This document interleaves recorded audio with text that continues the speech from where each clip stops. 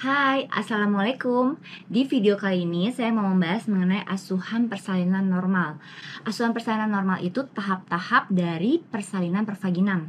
Saya akan bahas mulai definisi, syarat, lama berlangsung, dan ada berapa fase sih APN tersebut. Nah, pasien banyak banget nih yang nanya ke saya, sebenarnya mules mau lahiran itu kayak mau buang air besar nggak sih? Buat mom yang penasaran juga nih, silakan ya tonton video ini sampai selesai.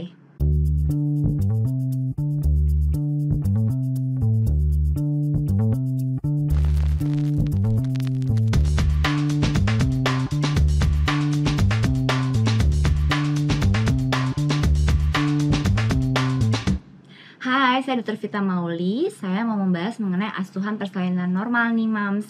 Asuhan persalinan normal itu definisinya adalah pendampingan para wanita-wanita yang memang mau melahirkan pervaginam.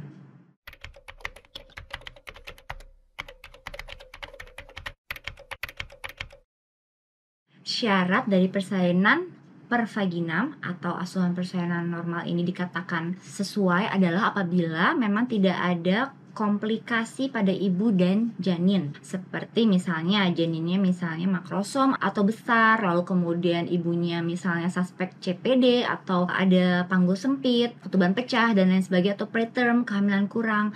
Lalu kemudian kehamilannya itu harus aterem. Aterem itu adalah 37 sampai 41 lebih 6 hari.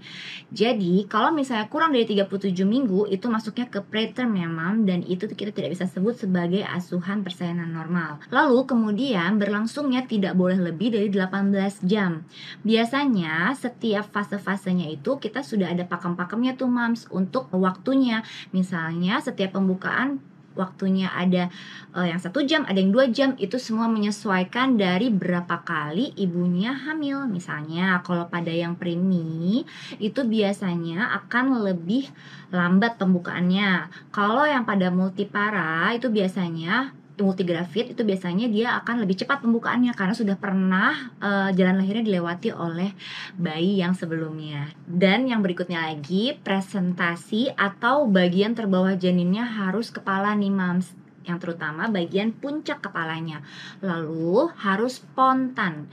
Ingat ya, di video saya sebelumnya sudah ada kan pembahasan mengenai persalinan pervaginam. Ada macam-macam kan? Ada yang memang secara alami muncul mulesnya, ada yang dibuat pakai obat. Nah, ini tuh tidak boleh yang pakai obat. Jadi asuhan persalinan normal sudah ngerti ya, Mams, syarat-syaratnya apa aja?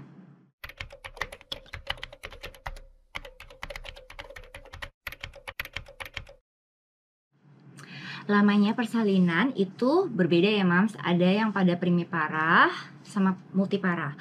Kalau primipara biasanya kita 18 jam lah. Kalau bisa jangan sampai lebih dari 18 jam.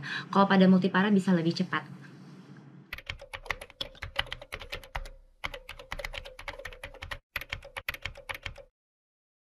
Nah, kita bahas soal fase ya, Mams. Kalau Mams tanya, Dok, apakah dari mules langsung pasti lahiran? Dari mules langsung pasti bukaannya lengkap, bayinya lahir, dan butuh berapa jam? Nah, itu biasanya pada ibu-ibu yang baru hamil pertama tuh. Saya mau jelaskan di sini supaya Mams lebih tenang. Jadi, dari awal Mams mulai ngerasain mules-mules itu butuh waktu, Mams. Nggak langsung serta-merta bayinya lahir atau pembukaannya lengkap, nggak. Jadi masih ada fase sekitar kurang lebih 6-8 jam. Jadi terbagi dua tuh. Kita ada namanya fase 1 atau fase laten, lalu ada yang fase aktif. Fase laten tuh biasanya pembukaannya masih sampai 3 cm. Kalau fase aktif itu sudah start di 4 cm atau pembukaannya lebih besar. Dan biasanya yang membedakan adalah mulesnya. Kalau Mams merasakan sebelum masuk infartu ya, Mams, sebelum masuk waktunya melahirkan, biasanya itu mulusnya kayak ya muncul sih, Dok, terus gitu kayak hilang lagi, muncul terus hilang lagi. Nah, kalau sudah masuk infartu, nah itu biasanya fase laten itu 10 menit mungkin cuma 1 kali lah, Mams, ngerasain mulus 1-2 kali lah gitu ya. Terus waktunya, frekuensinya juga mungkin cuman ya itu tadi frekuensi, terus intensitas dari mulesnya gitu ya. Itu juga berbeda sama yang aktif. Intensitasnya biasanya dia kayak ya agak kenceng, tapi ya udah gitu, Mams nggak sampai bikin Mams sampai harus tiduran atau menghela nafas lebih panjang gitu, nggak, karena masih santai, bukaannya juga belum besar.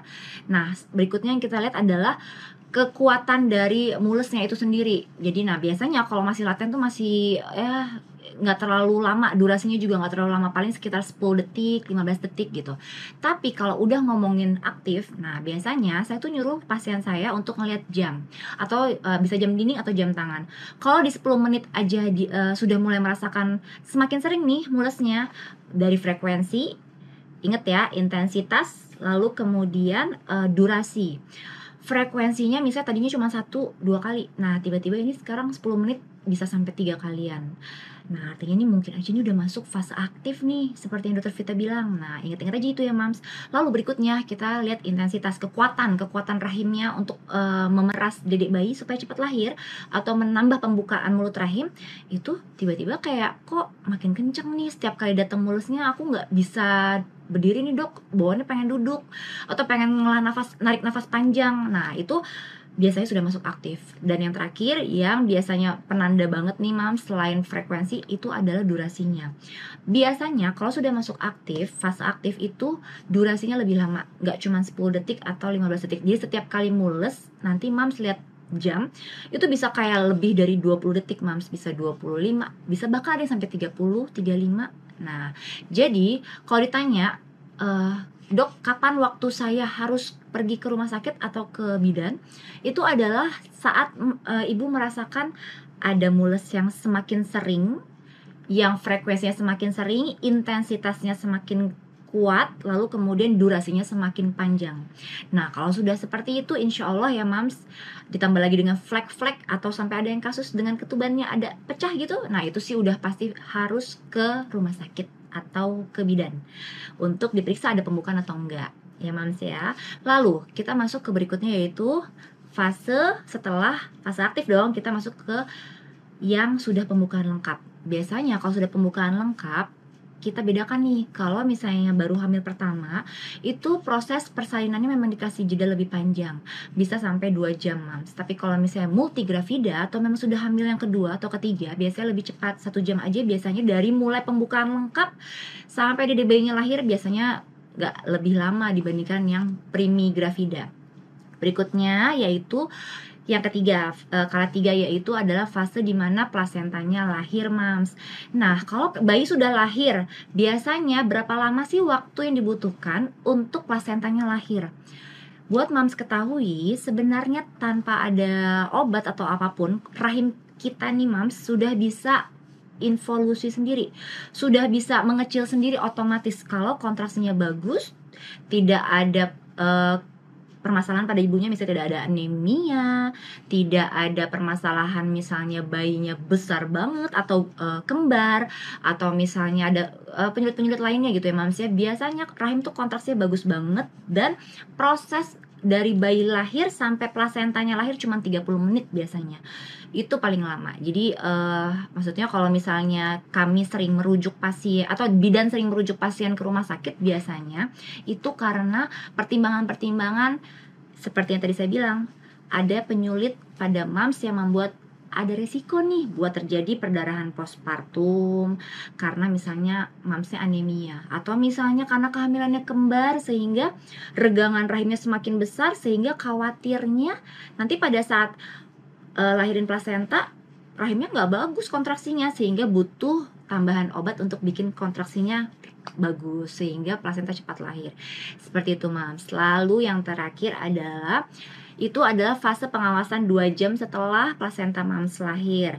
Biasanya kami memastikan dulu nih mamsnya bisa buang air kecil. Buang air kecil itu seperti penanda buat kami bahwa saya tidak ada permasalahan pada mams. Ada nggak sih kasus-kasus yang memang membuat jadi sulit buang air kecil pada pasien-pasien yang habis lahiran? Ada mams. Yang pertama, kalau misalnya mams lahirannya lama, jadi lebih dari 18 jam. Proses misalnya contohnya karena proses rujukan, atau misalnya mams melahirkannya sulit karena bayinya agak besar, itu bisa membuat jadi persalinannya lebih lama, sehingga resiko mams untuk sulit buang air kecil juga tinggi. Lalu kemudian juga ada proses yang tadi, misalnya perdarahan postpartum, itu juga bisa bikin jadi proses persalinannya lebih lama, sehingga resiko untuk moms sulit buang air kecil juga tinggi. Maka dari itu di fase yang terakhir ini kami mengawasi moms sampai moms bisa buang air kecil dan memastikan semuanya baik, kontraksi baik, dan tidak ada sisa plasenta, tidak ada perdarahan. Jadi kami tenang dan mamsnya juga tenang. Dan terutama yang sangat kami rekomendasikan adalah sambil menjalani proses kala 4 ini, kami biasanya membolehkan tuh mams sambil IMD atau inisiasi menyusui dini, terutama pada pasien-pasien yang bayinya tidak ada masalah. Nah, itu adalah momen yang tepat bayi mams mendapatkan kolostrum. Jadi antibodinya oke banget gitu, mams. Nah, dari penjelasan saya ini, saya bisa menjawab nih pertanyaan saya tadi yang di awal ya, yang saya bilang bahwasanya banyak banget nih pasien yang nanya, sebenarnya mules mau lahiran tuh seperti apa? Mules yang seperti buah besar kah atau mules yang seperti apa? Nah, kalau tadi mams dengerin penjelasan saya, yang namanya mules seperti ingin buang air besar adalah fase di mana kepala janin itu sudah posisinya setara, atau misalnya sudah mau keluar atau sudah mau ekspulsi, itu biasanya sudah setara dengan rektumnya atau saluran pembuangannya mams, sehingga karena tertekan itu adalah membuat mams ingin seperti buang air besar. Jadi mulusnya tuh lebih dibandingkan waktu laten, waktu pembukaan kecil gitu, mams. Jadi sudah terjawab ya, mams. Mules seperti ingin buang air besar hanya pada saat pembukaan besar, pembukaan fase aktif 4 ke atas. Jadi tidak ada baru awal muncul terus tiba-tiba kayak pengen buang air besar, nggak ada. Itu biasanya karena memang benar-benar pengen buang air besar, bukan karena pengen lahiran. Karena bayi untuk lahir harus menunggu sampai pembukaan lengkap atau 10. Oke, mams? Nah, demikian ya, mams, penjelasan saya mengenai asuhan persalinan normal.